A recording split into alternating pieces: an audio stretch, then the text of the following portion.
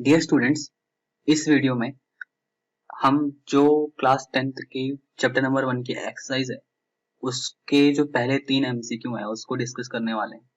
देखो, पहला ही जो एमसीक्यू आपके सामने है स्क्रीन पे आपको दिख रहा होगा, which of the statements about the reaction below are incorrect. Incorrect है, इनकरेक्ट पे ध्यान देना कि हमें इनकरेक्ट स्टेटमेंट बतानी है, करेक्ट नहीं बतानी।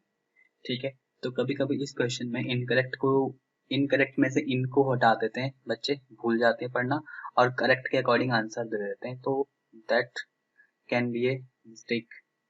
अब देखो यहाँ पे क्या है, पीबी मीन्स लेड होता है, तो लेड ऑक्साइड है, ठीक है, एंड प्लस कार्बन, और लेड बन रहा है और कार्बन डाइऑक्साइड गैस बन रही है।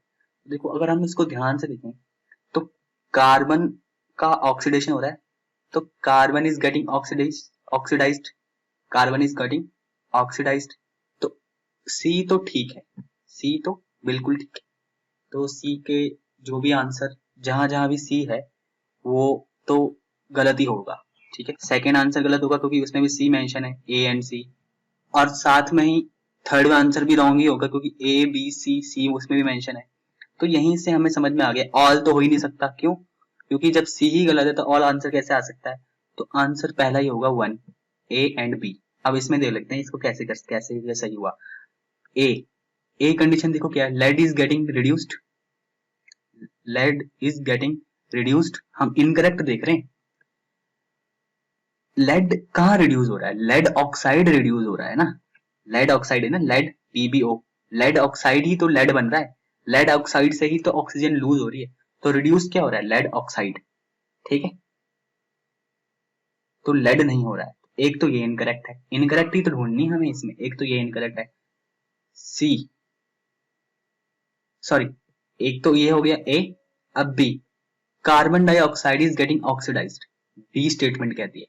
तो कार्बन डाइऑक्साइड कहाँ ऑक्सीडाइज हो रहा है? कार्बन ऑक्सीडाइज हो रहा है ना, कार्बन को पहले ऑक्सीजन नहीं था, अब उसको ऑक्सीजन मिल गई, गेन हो गया ऑक्सीजन का, तो ऑक्सीडाइज तो कार्बन हो रहा है ना। तो एक तो ए स्टेटमेंट रॉन्ग है, एक बी स्टेटमेंट रॉन्ग है, तो आंसर क्या हुआ? A and B.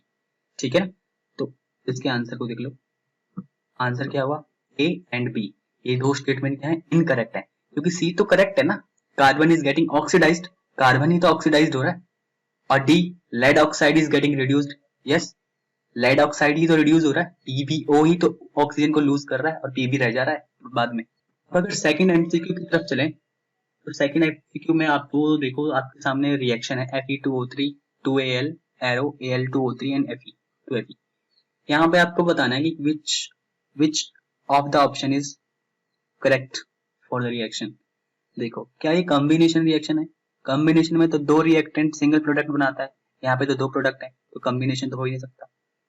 क्या ये डबल डिस्प्लेसमेंट है? एक्सचेंज होता है ना, तो एल तो ले रहा है अब O3, Al2O3 तभी बन रहा है, पर एल क्या अपने पास से कुछ दे रहा है Fe को? नहीं, Fe बेचारा अकेला रह जा रहा है, तो यहाँ पे भी ये डबल डिस्प्लेसमेंट नहीं हुआ।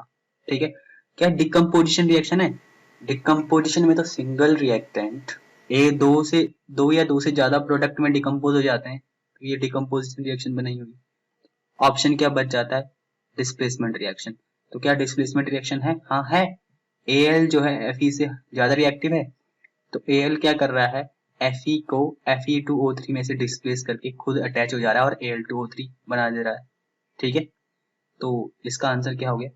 Displacement reaction. अब थर्ड एमसीक्यू की तरफ चलते हैं। Third MCQ, what happens when diluted hydrochloric acid is added to iron filling.